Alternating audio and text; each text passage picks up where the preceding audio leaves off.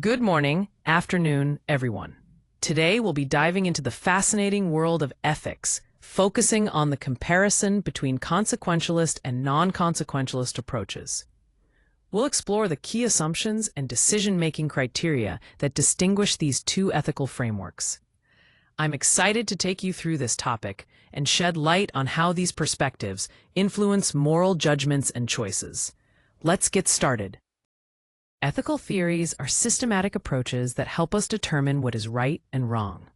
They serve as guides for making decisions, whether in our personal lives or professional environments. Essentially, they give us a structured way to evaluate our actions. The purpose of these theories is to provide a framework for understanding morality, especially when we face complex situations where the right choice isn't immediately clear. By relying on these frameworks, we can make more thoughtful and consistent decisions that align with ethical principles. Here we focus on the core principle of consequentialist ethics. This ethical framework evaluates the morality of actions based on their outcomes, meaning that what really matters is the result of what we do. The goal is to achieve the best possible overall outcomes. For example, if you choose to help others because doing so increases happiness for the greatest number of people, you are acting in line with consequentialist ethics. Think of it like this domino effect. The initial action sets off a chain reaction where each consequence matters in determining the rightness of that action.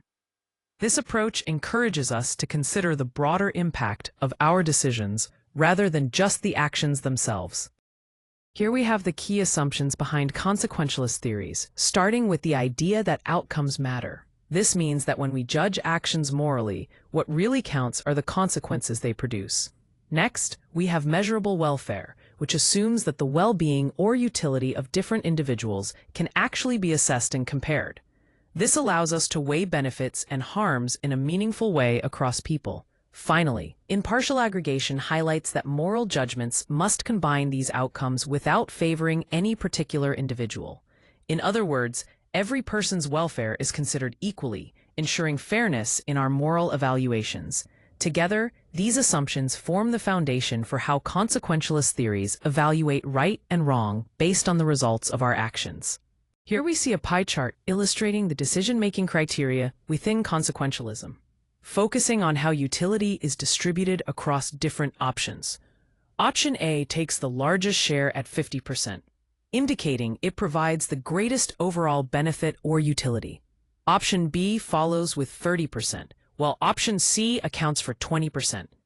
This distribution highlights how consequentialist reasoning prioritizes the outcomes that yield the highest utility, emphasizing the importance of maximizing positive consequences when choosing between alternatives. Understanding these proportions helps clarify which options are considered more favorable under this ethical framework. When we talk about non-consequentialist ethics, the core idea is that what makes an action morally right or wrong isn't just about the results it produces. Instead, it focuses on duties, rules, or rights that guide our behavior. This means some actions are considered inherently right or wrong, no matter the consequences. For example, telling the truth is seen as the right thing to do, even if it might lead to a difficult outcome. This perspective emphasizes principles over outcomes, highlighting that ethical decisions should respect these fundamental rules and duties. The image here with the right and wrong signposts perfectly captures this distinction, showing that ethics isn't just about where we end up, but the path we choose. Here we explore the key assumptions underlying non-consequentialist theories. First, the intrinsic moral status of actions emphasizes that some actions are inherently right or wrong, no matter the consequences they produce. Next, rule-based guidance highlights that moral rules and duties serve as constraints, guiding us on what choices are permissible within ethical boundaries. Finally, the importance of rights is clear. Individual rights hold normative weight independently of their outcomes, meaning they must be respected regardless of the consequences. Together, these principles form the foundation of non-consequentialist thought, focusing on the nature of actions and duties rather than just their results.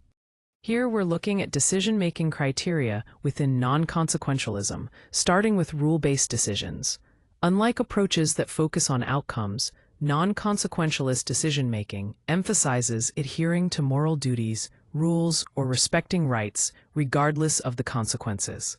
This means that certain actions are considered obligatory or forbidden, guided by categorical obligations that don't allow for trading off principles just to achieve better results. The handshake image reflects the underlying themes of authority, safety, and social reform, which are all tied to the importance of consistent and principled governance in ethical decisions. The pen icon reminds us that these rules are often clearly defined and documented, shaping how we act in morally significant situations. Here we're comparing two fundamental ethical approaches, consequentialist and non-consequentialist. On the left, the consequentialist approach emphasizes the outcomes of actions. It looks at the overall results and values flexibility, adapting rules based on the consequences to achieve the best possible effects. On the right, the non-consequentialist approach is centered on duties, rights, and adhering to fixed moral rules. Instead of focusing on outcomes, it evaluates actions based on whether they fulfill moral obligations, regardless of the results. Understanding this distinction helps clarify how different ethical theories guide decision-making, either through the lens of results or through fixed principles.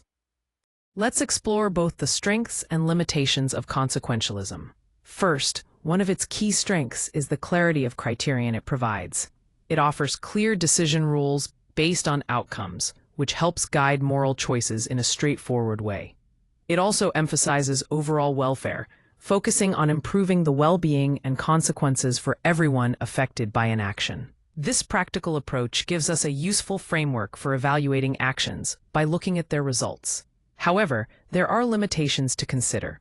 Consequentialism demands heavy calculations. Assessing potential outcomes can be very complex and difficult. It may also lead to potential conflicts with individual rights, as sometimes maximizing overall benefit could justify violating individual rights.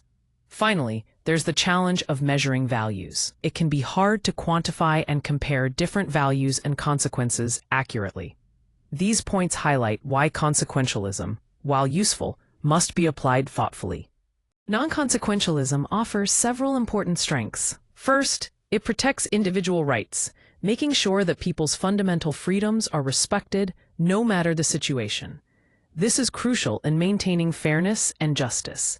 Second, it promotes moral consistency by encouraging actions based on stable, universal principles rather than changing outcomes. Third, it provides clear rule clarity with defined ethical guidelines, which helps people understand exactly what is expected in terms of behavior. However, there are some limitations to consider. The approach can be rigid, struggling to adapt when strict rules clash with complex, real-world situations. Conflicting duties can also arise, creating dilemmas when moral obligations pull us in different directions. Lastly, applying these rules in varied contexts and nuanced trade-offs can be challenging, which may lead to difficulties in decision-making. Overall, while non-consequentialism offers strong guidance grounded in principles, its application can sometimes be tricky in practice. Here we have three practical scenarios that highlight the complexities of ethical decision-making. First, in healthcare triage, the challenge lies in deciding who receives care. Sometimes, the ethical dilemma is between choosing patients based on who can benefit the most overall, versus strictly following established medical protocols. This balance is crucial for maximizing positive outcomes while respecting medical guidelines. Next, in the context of business layoffs, the decision involves weighing the goal of minimizing layoffs to protect as many jobs as possible against the obligation to honor employees' contractual rights. It's a delicate ethical balance between the well-being of the workforce and legal or contractual commitments. Finally, whistleblowing brings its own set of ethical challenges. Here, the key issue is considering the consequences that might arise from revealing wrongdoing, while also recognizing the duty to report unethical or illegal actions. This decision often requires careful thought about potential impacts on all parties involved. Together, these examples illustrate how ethical decision-making often involves navigating competing principles to reach the most just and responsible outcome. To wrap up, let's revisit the core difference between consequentialist and non-consequentialist theories.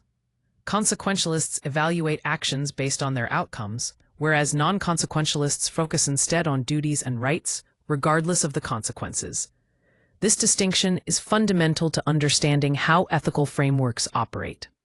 Moving on, the decision rules we choose are crucial because they shape the way we approach and resolve moral dilemmas. Different frameworks will lead us down different paths in ethical decision-making. Speaking of which, each theory brings unique strengths to the table, offering valuable insights that can help guide us toward more thoughtful and responsible decisions.